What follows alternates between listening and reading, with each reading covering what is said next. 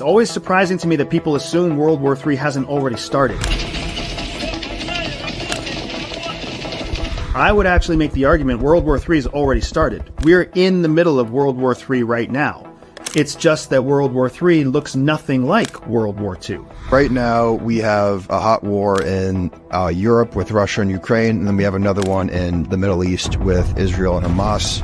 What other parts of the world should we be paying attention to that have the most risk of becoming a hot war as well? This is funny to me, Brian, right? It's funny to me because what you're saying is what the average person understands. There are only 2 hot wars. Do you know how many armed conflicts there are right now in the world? There are 144 hot war zones in the world. Wow. Where is the next conflict? Where is the conflict going?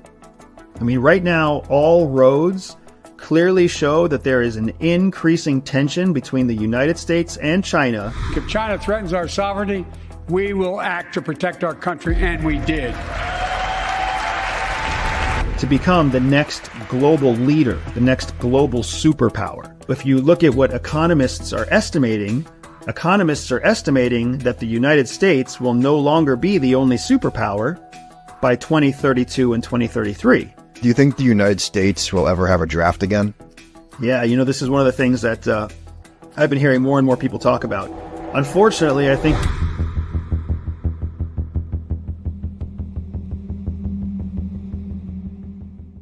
Are there any big misconceptions about the CIA that you would like to address to the world? Man, there are so many misconceptions about CIA. So, I mean, I don't even know how to take them all at once.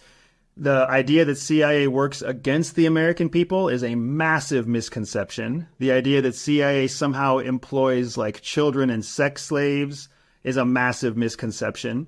The fact that CIA runs without any kind of oversight is another misconception. And that's before we get to any of the really cool fun stuff like driving cars, shooting big fancy guns, and of course, only ever having beautiful people in their employment.